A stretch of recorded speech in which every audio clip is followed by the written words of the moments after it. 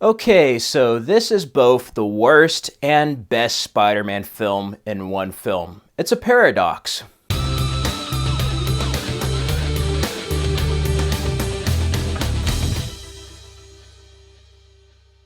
Hello everyone. In honor of Spider-Man Far From Home, I decided to revisit all the Spider-Man films, and we have finally made it to The Amazing Spider-Man 2. This was released in 2014 and again is directed by Mark Webb. We also have Andrew Garfield returning as Peter Parker slash Spider-Man, Sally Field as Aunt May, Emma Stone as Gwen Stacy, and this time we have a couple of villains. They really try to stuff this film again. Sony makes the same mistakes they did with Spider-Man 3, but we have Jamie Foxx as Electro, Dane DeHaan as the Green Goblin, Harry Osborn, and then we also have Paul Giamatti in a brief role as the Rhino. Overall, this film has a lot of exciting, cool moments, but there's also a lot of just cringeworthy, slow, bland moments. I can't explain it, man. This is like, it just goes up and down. This is like the best and worst Spider-Man film in one film, and it's like the longest Spider-Man film, clocking in at about 142 minutes. We have a suit redesign that's more like the Tobey Maguire suit, and it begins with Peter Parker's high school graduation, which makes me wonder, like, why? If you're going to have him have the Spider-Man suit from the other films, what was the point of rebooting? What was the point of having him in high school if you're going to only do it in one film?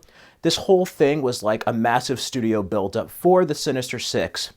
And as interesting as I would have liked to see a Sinister Six film, especially in this universe, I felt like, again, by them just overstuffing the film with characters and build up and hype to another film and just basically a franchise, they really damaged this story and this sequel. I thought this could have been a really well done follow-up to The Amazing Spider-Man, which actually surprised me.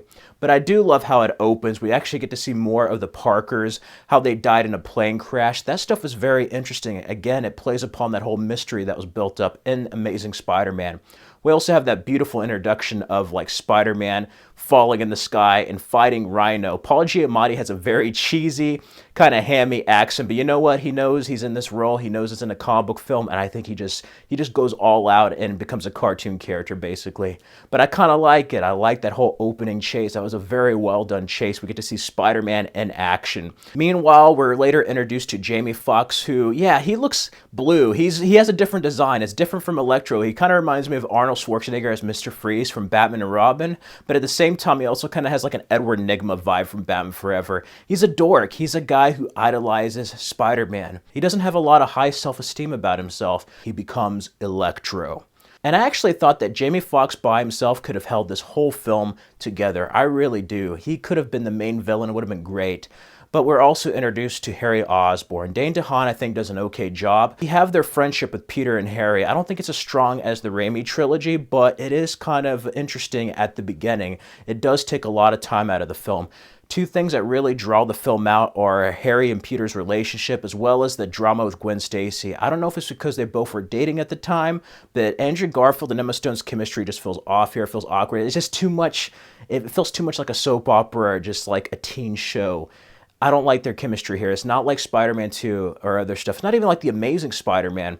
Every time they're on screen, I feel like the film just slows down, just comes to a halt. But I do like that Harry Osborn is basically sick with this illness, basically. He has like bad blood, he's dying, and his father died. Another mistake I thought they made is that they should have just had Norman Osborn as the Green Goblin as the sole villain and gone full Dark Knight on this with like Gwen Stacy's death, so they still could have had the same ending. I think that would have helped.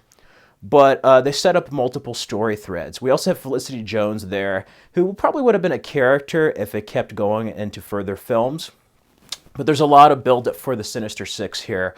And it does create a dilemma for Peter Parker because he wants to help his friend, but he doesn't want to give him his blood because, you know, Peter's blood is actually suited for that cure, supposedly. You know, if that experiment was put onto another bloodstream, it had the lizard, it had the goblin, it wouldn't have the effects of Spider-Man, like when Spider-Man was bitten, Peter Parker. So that's interesting there.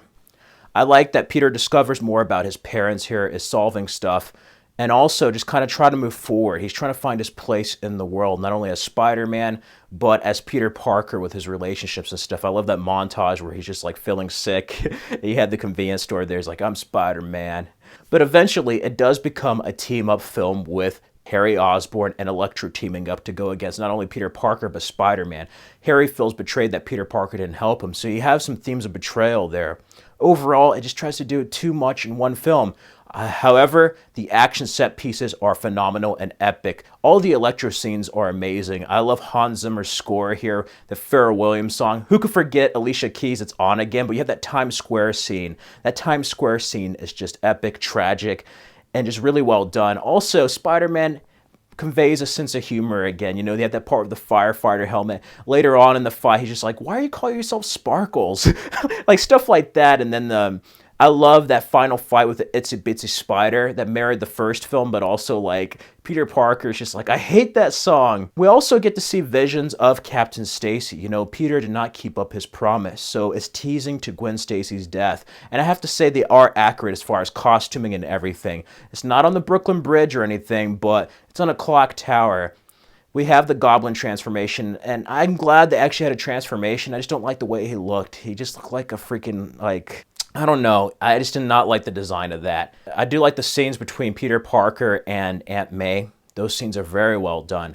There's some great acting here when it comes to the veteran actors and stuff, and I do like it where Peter Parker's going to leave with Gwen Stacy. That whole third act is just insane with the power grid going out of New York, him saving the planes, to the Goblin fight, and that's such a tragic scene when Gwen dies. You just feel for Peter Parker, you know, he couldn't save her. And you knew, if you read comics, you just knew that was going to come. You knew that was going to happen. But it's still tragic when it does. It still hurts you. Originally, there was going to be an alternate ending where you're going to discover that Peter Parker's father, Richard Parker, was alive. They scrapped that. But I do like the ending. He's affected. He quit being Spider-Man. You had a scene earlier in the film where he protects his kid from being bullied, and you get to see him act out at the end against the Rhino, you know? You have that mysterious figure again, Sinister Six tease, but I love it when he returns. He listens to Gwen's graduation speech. It shows him moving forward without Gwen Stacy becoming the Spider-Man we all know and love.